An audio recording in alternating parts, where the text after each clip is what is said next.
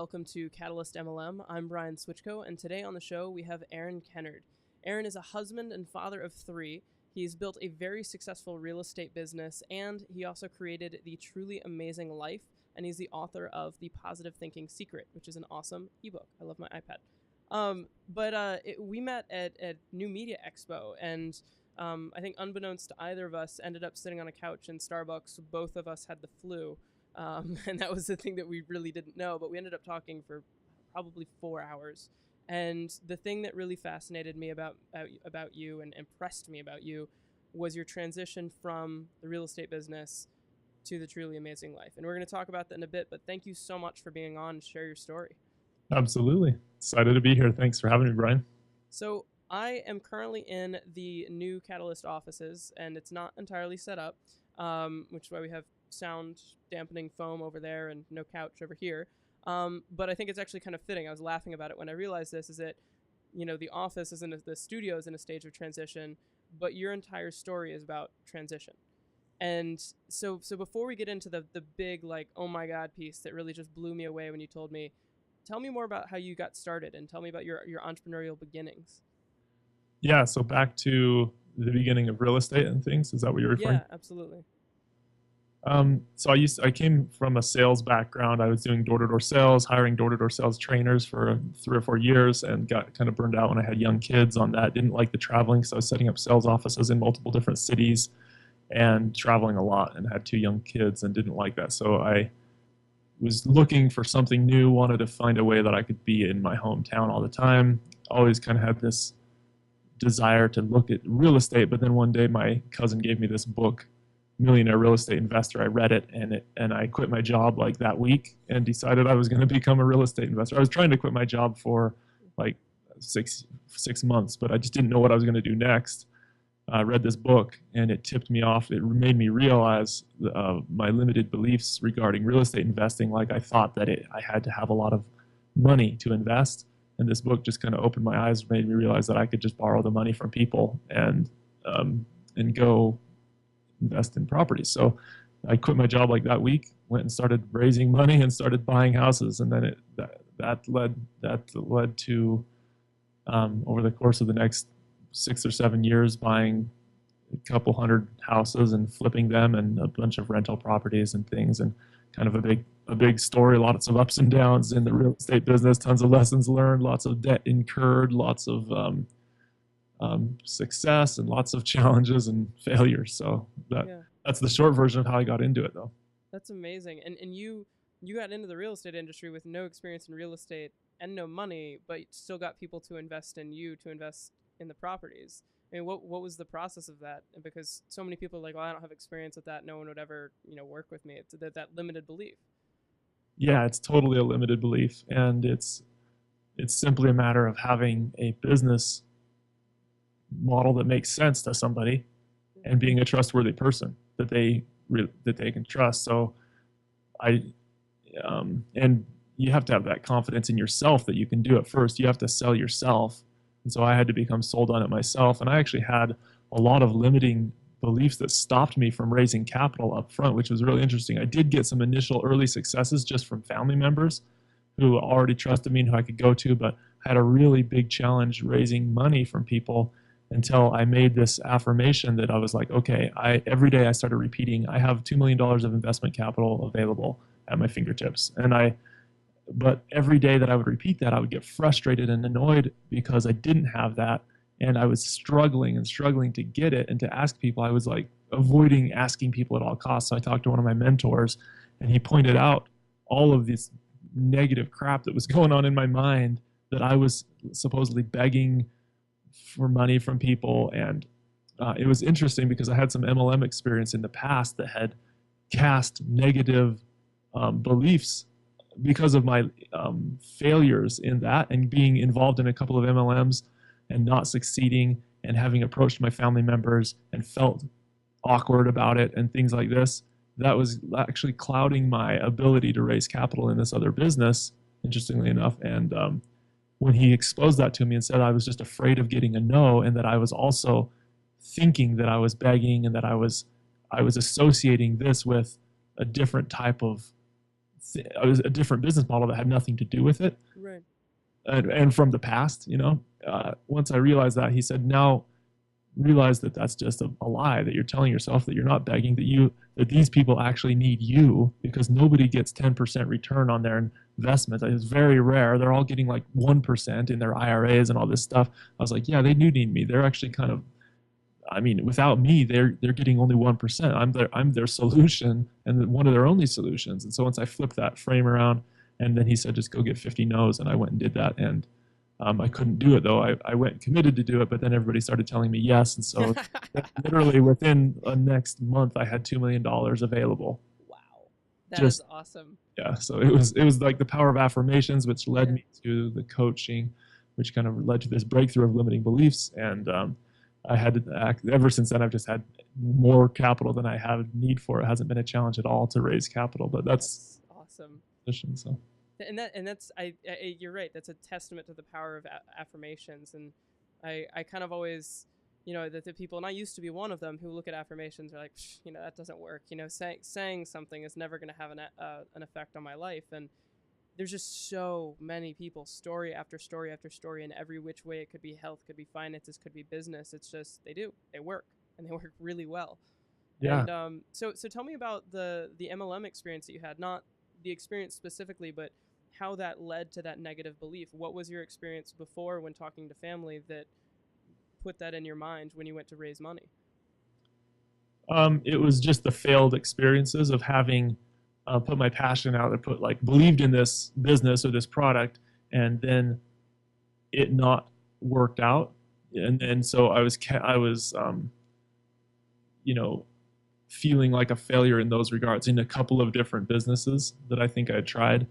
And so when I would go to talk to somebody about a new business and I was associating with the old one, I was hesitant to even go talk to them. I didn't even want to go approach my family and friends, because I didn't want them to think, oh, here's his latest thing that's just gonna fail. That was what I was doing in my own mind. Yeah. And it was a totally different business model. And again, it was coming back to, look, this is a legitimate business model that these people absolutely will benefit from, and I don't need to be associating it with anything from the past. And once I did that, it changed everything. And I think it's important to note that it's a different business, but it's also a different you. Yeah, different me, different. It's just, and that's a different investment entirely. Yeah, it could have been a different MLM business, and it's still not related to the old MLM businesses. That's kind of the point you're saying. It's like, well, the business is one piece, but it really is you. And I myself look back on what I did and why people said no to me, and I'm like, I would have said no to me, because yeah. But now if someone comes to me, it's like, oh wow, I want this person to be working with me, and you invest in the person. And that's, people I think have that fear that they think that people are judging based on the business opportunity, but they're not. They're judging the whole package, which is the business opportunity and you. And if you have that mindset, even before you have that success, which you did, then people just start throwing money at you. Well, the biggest part of it is your belief. It just comes out in every single thing that you do. And I clearly didn't fully believe in my own offering. I thought my offering was this. I thought I was trying to get people to do something that was only benefiting me and wasn't helping them. So that was my context, right? When I switched it around and made myself realize that they need me way more than I need them, then I fully bought into that. I was like, that's true. They do. Every single person that I talk to has these IRAs, or majority of people, they have all this money that's earning them really low returns. I'm like the only game in town that they know that could actually offer them a secure, safe way to earn 8 to 10% return on their money. And when I flipped that around, it changed my belief inside. And once I had that belief, that confidence, then when I'm talking to people, it's just all the body language, everything that happens is different, and they're attracted to that confidence and that belief because they can feel it even without the words that you're saying. But I literally didn't have the right beliefs before, and so it would exude this lack of confidence, like I was needy instead of being confident and them needing me. And I think that's the whole route that you want to get to. You want to get to the point where you don't need anybody. You are willing to serve them and bless them, but you don't need them. They need you. And then when you go about your business, it's just in whatever business you're in, people are attracted to you that way. And before we kind of move to the next piece, which I want to get to, but you talk about needing, they need you versus you needing them. What about when you have that mindset of that they need you, but then they still, I don't want to say no because it's kind of a simple thing, but they're not interested, and you still do want to help them because they do need you. How do you react to that? Well, you just can't force anybody to do anything. I mean, if they don't want your help and I don't know, I move on. It's like, go talk to enough people. Some people will want it, some people won't. If people don't want your help, you can't help them. Yeah. And that's something that I think it took a while for me to learn was, kind of being emotionally unattached to the outcome. Yeah. Like, be hopeful, but accept the fact that it may not happen. And Yeah. if it doesn't, then be willing to give your service and your best to everybody that's ready to have it. But not everybody's in the position that they can benefit from it, want it, need it, whatever at that point in their life. Absolutely. And so you built this up, and I believe it was your third daughter, right? Yeah, so I had a son, and then I had 3 daughters. Yep. Oh wow. Okay. So and she was born, and then another transition occurred. So you transitioned out of your sales job and into real estate, and then you had another more life transition. Tell me about that. Yeah. So just before she was born, I had this epiphany where one night, as I had this sore throat for about a month, that lasted for a month, I was looking for what the advantage to this pain was, because I believed that statement by Napoleon Hill that he said every adversity carries the seed of an equivalent advantage. And so I was having this sore throat that just wouldn't go away. I was seeing doctors, and one night in bed, I thought, I was frustrated trying to go to sleep, and I had this thought come to my mind: why don't you just say thank you for 5 things every time you swallow?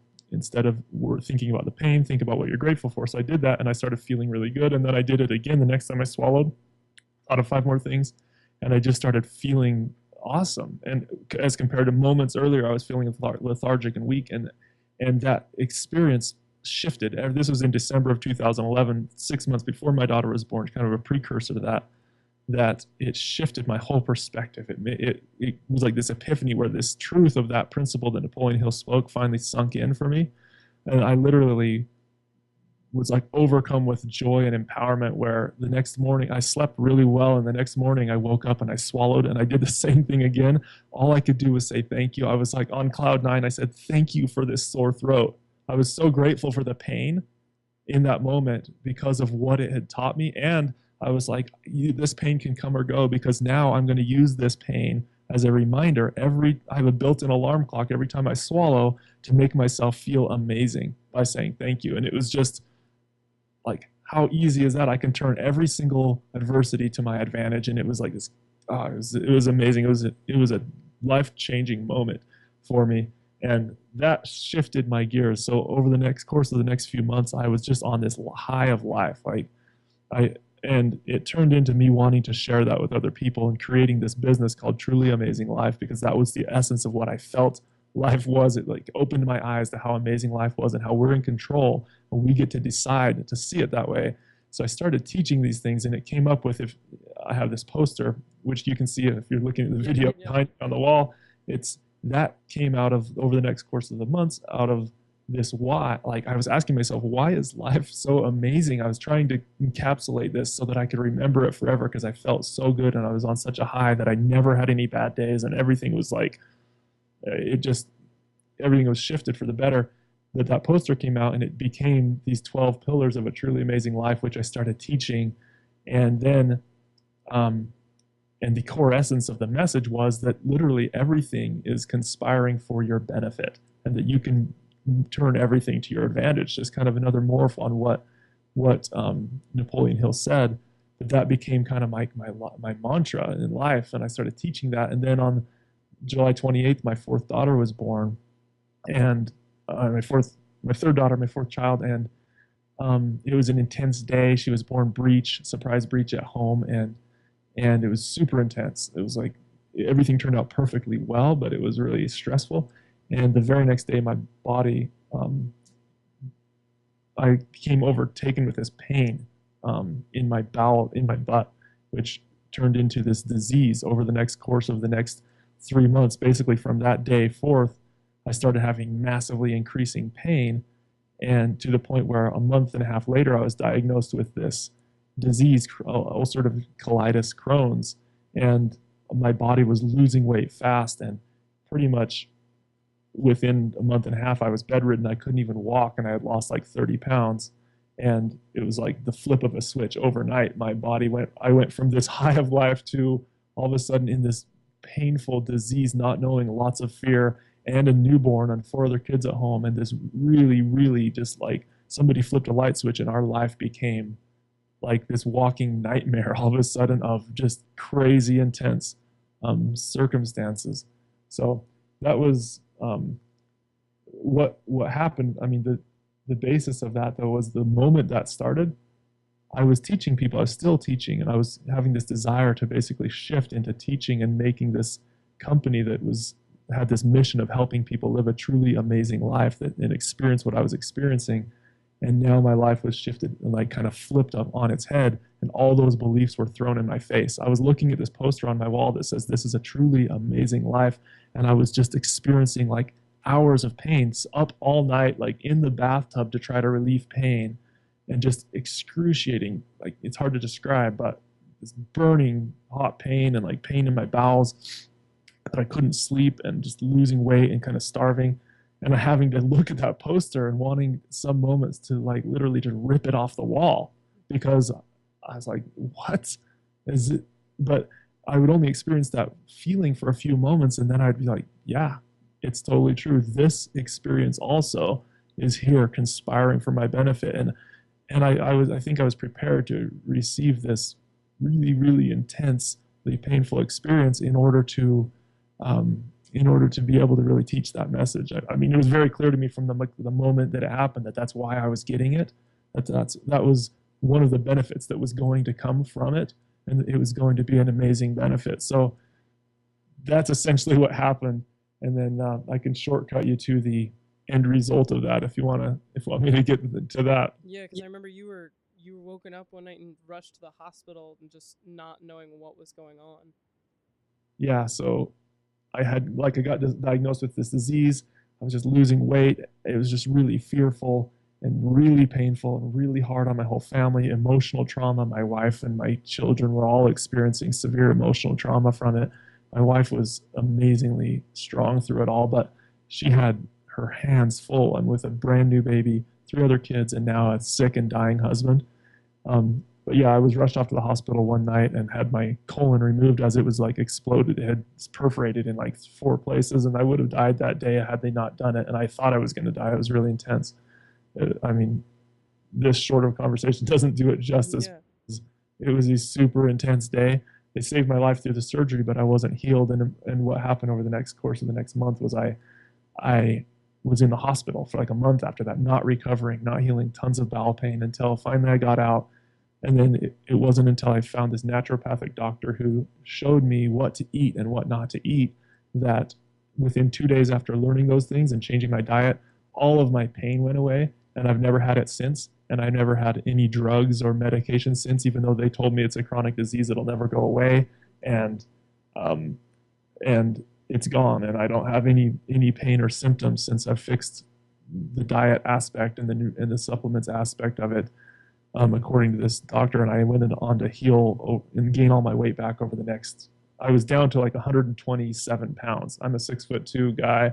I was like skin and bones, and I gained it all back over the next couple of months, and have just been great ever since. And I went on to write the experience, because during that whole entire episode, I was still writing and blogging and journaling about this belief that I knew that this experience was here for my ultimate good, and because of that belief, it brought me all of these really amazing experiences with joy in the midst of this intensely painful, life-threatening circumstance. Like literally, there was so many days where I was in tears of pain, and momentarily later in tears of absolute joy, like ecstasy joy, in the midst of this pain, which is really hard to describe. But I ended up writing the book about it. That book you mentioned is called The Positive Thinking Secret, which is kind of compiles my notes from those times and my and shares that whole story in detail, and essentially teaches the message that everything is conspiring for your benefit. I'll give you away the secret right there. That's what it is. But you got to kind of, I mean, you understand that a lot more deeper if you read the book, of course. Yeah, absolutely. That's essentially what happened. I wrote that book once I was finally better. It took me like a couple months to recover after that as I was gaining my weight. But once I had strength, I wrote that book and then kind of just resumed the mission of helping people live a truly amazing life. And since then have released this product called 5-Minute Mental Mastery, which helps people on a daily basis kind of retrain their thought habits according to these principles. And so that's now what I'm involved in for the majority of my time, in addition to continuing to run the real estate business. So. Right. And I'll get back to the real estate business, but because I have a specific question about that. But I mean, the book that you wrote, and I remember there was another story attached to that, and you were telling this story before I had read the book. But when you got started with it, you wrote this entire book and you gave it away for free. Yeah. And people were reading your story and they were also getting this amazing insight and empowerment, and they were learning the same things that you learned. But then they started connecting with you, and you birthed the Truly Amazing Life community. Yep. And people started working together. So tell me a little bit about that transition, and did you expect that to happen when you released the book? Did I expect what to happen? For it to turn into such a community. That was the plan. Yeah, that was the goal. My goal was to create a community, create a tribe of people that believe these principles. And my goal has always been from inception to help. My mission in life, my chief aim is to help people live a truly amazing life, to stop settling for mediocre every single day, to stop settling and start living truly amazing, to believe that that's possible regardless of their circumstances, that no matter what pain, no matter what financial hardship, no matter what you were born into, every one of us has the birthright of being able to live in complete joy, live a truly amazing life. That's always been my vision, is to unite a community, to unite as many people as I can in that belief, and to spread that and to help people embrace that. So that was my mission. My plan was I wrote the book to share that story because I believed it would be impactful. I felt really compelled to share it. I knew that I had had that experience for a reason. It was very clear to me that it took all those beliefs through the refiner's fire and proved them without a shadow of doubt to me. Like, I think I had these doubts before because when I knew it, but I wondered what people would think who were experiencing severe pain. I literally had that thought before I went through that, and I had that conversation with my wife. It was like, what are people going to think who are dealing with so much worse things that I've ever thought? Like, how can I tell them that everything is conspiring for your benefit? Well, anyway, be careful what you ask for, but I got this experience that I'm super grateful for, even though it was the most intensely hellish, painful thing I've ever done, because of the impact that it's now able to make and is making. And so, yes, that was the plan. I published the book and I gave it away for free on Amazon just to not limit its exposure in order to get it out there as much as possible. The price recently has gone up to, I think, $250 or $299 or something. So expensive. Yeah, so I'm still keeping it pretty cheap to do that. I have the audio and the paper book back available too, but I put it out there and I put links in the book to my website so that people could come and could get on my email list and that I could communicate with them and I could interact with people and start to gather and help people more. Because a book is one thing, but I'm now making myself available. I write a daily email called the Truly Amazing Daily, where I write my insights on these principles and my thoughts as I'm living right now on how to live a truly amazing life. And so that list is growing rapidly of people coming on, and a lot of it coming through that book. But yeah, that was the plan always from the get-go. And so now we're about to launch the Truly Amazing Life Mastermind. I've kind of launched this pre-launch team where I'm going to be doing these daily trainings every month of the year, going over the habits, these 12 habits of living a truly amazing life, which are essentially embodied in those 12 pillars. And so the mastermind is kind of like, we have this Facebook group where we can communicate and talk, and it's really cool. A lot of people are communicating a lot and making friends with like-minded people that are positive and that believe these principles. And then soon it's going to launch with this monthly training in the next couple of months sometime. As soon as I have it ready, as soon as I have the time to complete it, as soon as I get that thing done. It's a lot of work to do to Yeah.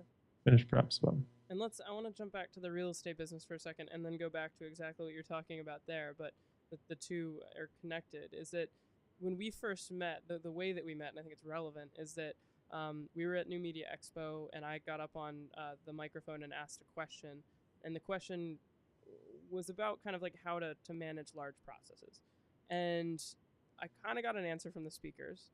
And then you approached me afterwards, and we ended up sitting down on a bench and talking. And I think within 5 minutes, I was like, this is a cool, I mean, within a minute, I was like, this is a cool guy.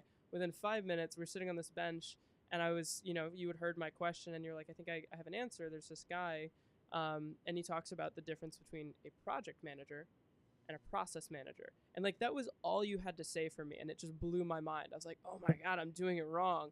And yeah, and then I kept talking, but you didn't need to mind work, so you were good. You're like, you can stop now. You don't need to tell me anymore.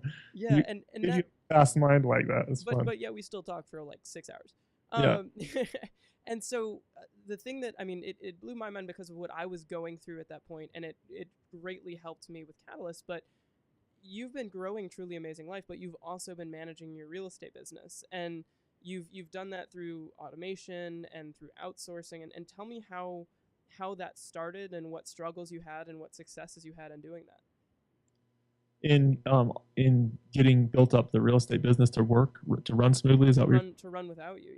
Yeah, with as little of you as possible. Yeah, so I still run parts of it, but it was systems and people. So the process it wasn't instantaneous. It took time, but it was just initially me doing all the running around to all these properties and me realizing, look, I got to get somebody else doing stuff. I have to replace myself so I can work on higher leverage activities.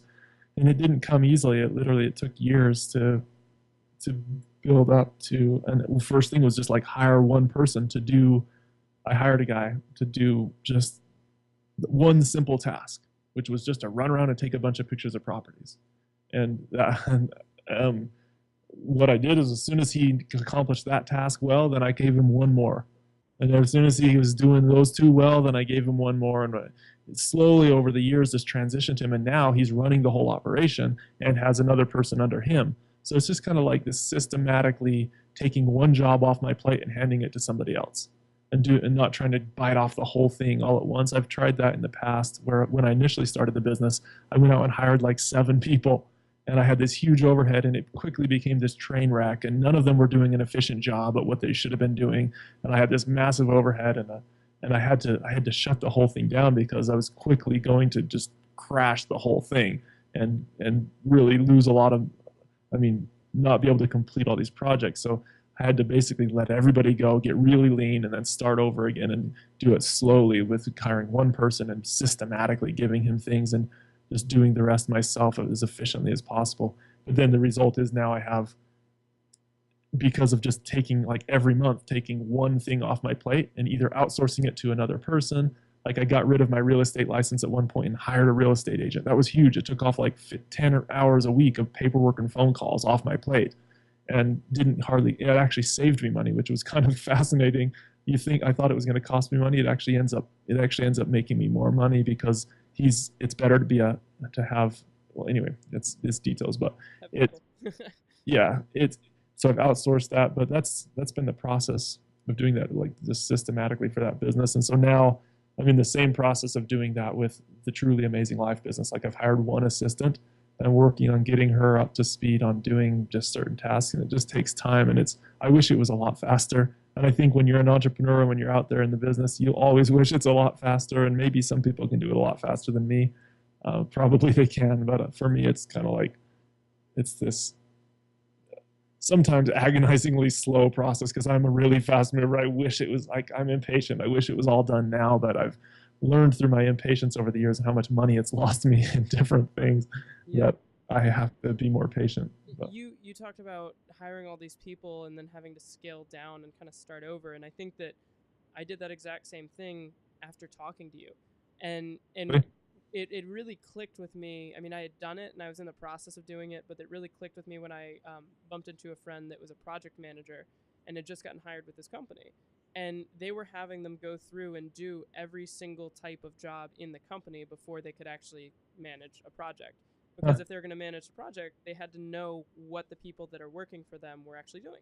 Yeah. And I think that that's kind of a similar structure, but to some degree in reverse, where you have them do the job and then you hire the other people to do those same jobs, and then you just keep moving that up. And that's the exact same structure that should be used in multi-level marketing, because you have to, when you recruit someone, you have to train them, because if you don't train them, then they don't know what to do and they fall out and they don't see success. So it's very valuable to do that and to see it and to be patient with it. Yeah, because it's people don't just get trained immediately and they're all of a sudden good with one sentence. I mean, it just takes time. It's like I always come back to the planting of a field, like the farming analogy, because it's the best one. You just don't grow a big thriving field of fruit or corn or whatever it is in a day. It just takes time. You have to plow the field. You got to plant the seed. You got to water it, and things grow. And it's just the same thing with people and training and things. You just got to be patient with the time. And that's been one of my biggest challenges personally, is being patient. But it's so important. And so let's get back to Truly Amazing Life, because the content that you write, everything that I've ever seen from you in the book, in your articles, I read an article the other day, it's inspiring, but it's inspiring in a sense where it's also actionable. And the content is amazing. And it kind of, as you were saying that, it reminded me of a quote from Tony Robbins, which is one of my favorites. And it's, everything in this world needs to be sold before it moves. Doesn't matter if it's a product, a service, or an idea, it has to be sold. And I know that you encountered some trouble with marketing that, even though the content was phenomenal and amazing. A lot of people have this misconception that regardless of what something is, be it, a product, a service, or an idea, they think, oh, well, it's just so amazing that people are going to, eat it up and it's going to go viral, to use the cliche word. So what has been your experience with, kind of trying to get it out there and struggling with that and learning from it and moving forward?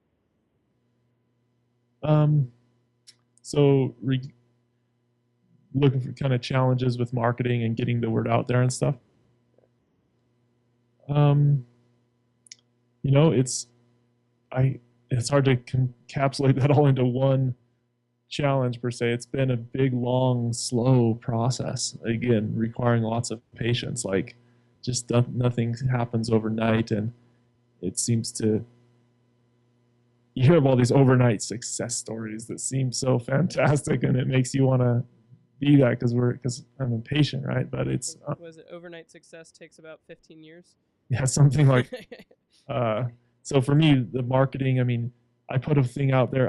I basically just gave everything away for free at first. Yeah. And even then, and it was very valuable for me to do that because it helped me see the value that I was giving people. And I just wanted to make sure that this was working for people. And after doing that enough and getting hundreds and hundreds of testimonials of people's lives changing from the free book and from the free 5-minute mental mastery product I was giving, like, okay, so this is working. Yep, everything that I'm doing here, it's really helping people. So, okay, so let's start charging for it. Let's start to turn it into a business model so that I can actually scale it up and take it to millions of people. Because without money flowing in, I'm extremely limited on how many people I can get it to because I can't pay for any marketing. I can't pay to get the word out there, right? So that it's essential, obviously, and that's to get the bit of money flowing eventually. And I'm right, it's still just at the beginning phases of that, really, just switching over, creating this monthly mastermind program that's going to be a $20 a month group that's going to be highly valuable. I've already got 100 people in the pre-launch group that are ready to go, that have said, hey, we're on the team, we're ready to sign up as soon as it's ready, type of thing. And then we're in this. Jumped in not even knowing what it was. No, they know. I've explained to them what it is, but it hasn't been released. But they know enough because they've gone through the first 5-minute mental mastery training module. They know how effective it is, and most of them, their lives were transformed from it. They're like, give me more. They're begging me to make more trainings every month, and I haven't made them yet. Literally, they're going back through the same emails again because they just loved having this daily email so much. So like this training and this, it's like me speaking to them in an audio for 5 minutes in the morning and giving them specific advice and motivation and quotes and things specifically related to one habit. That's my whole goal, is like, let's create a habit over 30 days. Let's focus intently 5 minutes a day for 30 days, and I'll be here with you. And that's the premise of the product. And I'm going to do that for 12 different habits. but it's like really laser focused stuff, and people are really, really eating it up and they love it. And so anyway, and seeing results too. yeah, they're seeing massive results. I mean, I could literally list hundreds of testimonials of like, I've never been this happy, or thank you for teaching me how to finally like control my mind, or just so many different things. It's been quite amazing. But so I'm really, really excited for the next phase. But as far as your question, the marketing and how it's gone, it's taken me 2 years. Like this has been since the beginning of 2012. Now we're in 2014. I have not seen any profit from the company. I've invested lots of money. I've seen revenue, but it's not been in excess of my expenses because I have expenses to run the thing, hosting and assistance, and like, I mean, it's been a 2 year investment of time. But the reason I'm able to do that is because this is my life's work. This isn't like one of those things where you go, I need to go make some money. This isn't working after a month. Okay, let's go do a different thing. And that's what happens with most people that get into, and it happened with me a lot of times in the past. We just go from one thing to another. We're like, oh, this didn't work quick, and this isn't going to work, so let's jump over to the next thing. Well, until you have your purpose and your why and the reason that drives you to push through all obstacles, you're never going to have any big success like this.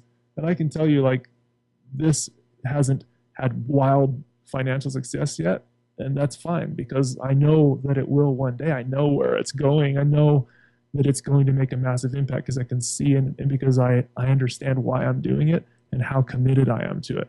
And so it's kind of like one of those things where, so it's not wildly successful this year or next, but someday if I persist in it long enough, the vision will come to pass of the millions of people that are going to be helped and blessed through this message. And so I don't know how I got onto that, but it relates to the marketing, like how long and slow the marketing is. Yeah.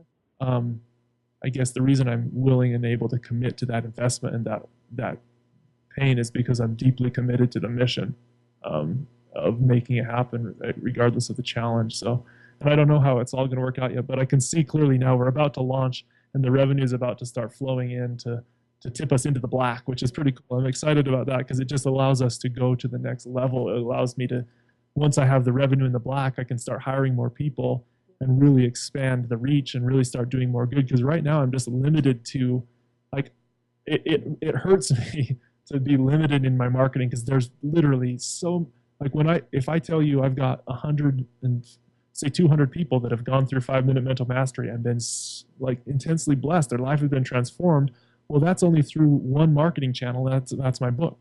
And that's only like 100,000 people have read my book. Well, there's millions of people on the earth that are struggling with negativity and struggling with all this stuff that I'm not reaching and touching because they have no clue who I am or where to find me.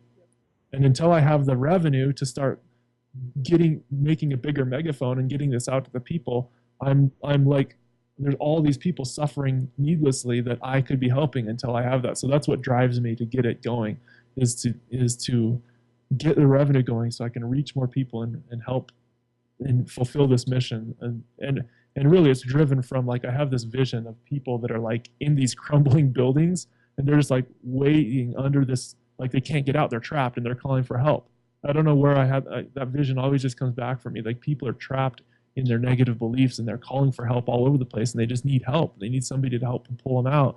And I know that that's the case because every day I get emails from people to that exact effect, but I just know there's so many more than I'm actually reaching. So anyway, that's what drives me to, and I think from your listener's standpoint, when you're trying to get through the obstacles, when people are trying to get through the obstacles, what is the reason you're doing it? What is the thing that's going to drive you to overcome all those obstacles? If you're not really clear on that, you're going to get discouraged, you're going to quit, you're going to be so much more likely, it's going to be so much harder. But when you know deeply why you're doing what you're doing, from your deep purpose standpoint, when you get clear, like Napoleon Hill tells us, on your chief aim in life, you can then overcome all the obstacles. You can persist through the challenges. And anyway, there's my little speech for you. I love that. And I specifically, you said something a ways back that really struck me and it just made me smile. But you said that you first said that you know that you're going to be successful with it and you know that it's what you want to be doing. And then you kind of followed it by saying, I don't know how it's going to happen yet. And, Yeah. you know, but you know that it's going to. And that kind of struck a chord because of something you've said to me before, which is if you go up in a high enough perspective, everything seems trivial. Yeah. And it's like in that belief that you know that it's going to happen. You don't know how, and you don't know what struggles you're going to overcome, but you know that it's going to, and you just have to figure there is a solution. You just have to find out what it is to every single problem, and that makes you unstoppable. And it's awesome because of the message that you're spreading, and you do need money to spread it, but it's the commitment that really makes that happen. Yeah. It is true. I mean, like, the how is not relevant. It's like we can only see. It's like if we have a radar screen, like if you're in an airplane or in a watchtower and you have your radar screen or whatever, you can only see the things that are within that field of vision. You don't see the whole world. You don't see all the planes that are coming in tomorrow. You only see the ones that are there right now. Doesn't mean that those other things are not there. You just have to remain focused on where you're going, and when things show up, they'll show up and you'll figure them out as they come. Yeah, that's awesome. And so for an action step that people can take, I mean, the question that I was going to ask is how people can start living a truly amazing life. But for that, I think I'm just going to say, go sign up for Aaron's email list, and we'll have links below. But the question I want to ask is, how, if people are in a place where they are in transition or looking to go through a transition, what is the one thought that they can carry with them that will help them overcome every hurdle? In transition or going through a transition. Let me think about that.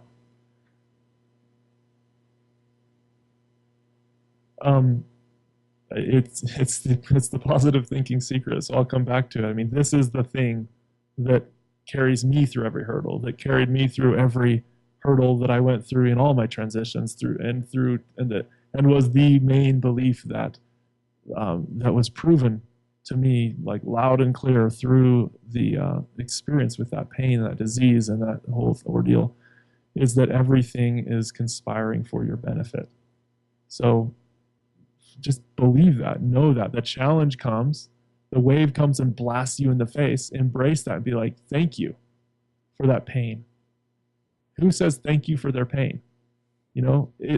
More people should. We all should be gratefully thanking our pain, because that is there to teach us and help us and make us grow. Without that, we could never achieve our desire. It's all happening for our benefit. So that's the one action statement I would leave people with, is decide to believe that and make the affirmation in your mind. Like, write that down. Everything is conspiring for my benefit, and repeat it to yourself 3 times a day with feeling and visualization. Like, stop. Put a reminder in your phone. This is the whole premise of 5-minute mental mastery. The first module of the 12 pillars thing is to get yourself in the habit of believing that one thing. So that's the action I would leave with everybody. That's been transformative for tons of people and for myself. And it's, if you believe that, you have such a different perspective. When you believe this thing is conspiring for my benefit, it automatically is opposite of what we want to believe, which is, everything's out to get me. When things are happening bad and all of a sudden it starts to add up, one thing after another, and you're like, what the heck? Why is all this stuff? Everything's out to get me, is the natural thought. So flip it around, tell yourself the truth, forget the lie, like, weed out that lie because it's not true, and you can turn the entire situation around. So that's my action. I love that so much. And I love your energy, and everything that you say, it's simple, but it's so powerful. And thank you so much for coming on and sharing your story and your insights. And the Catalyst community knows that they can find links to your poster, your ebook, and everything that we talked about in the links below.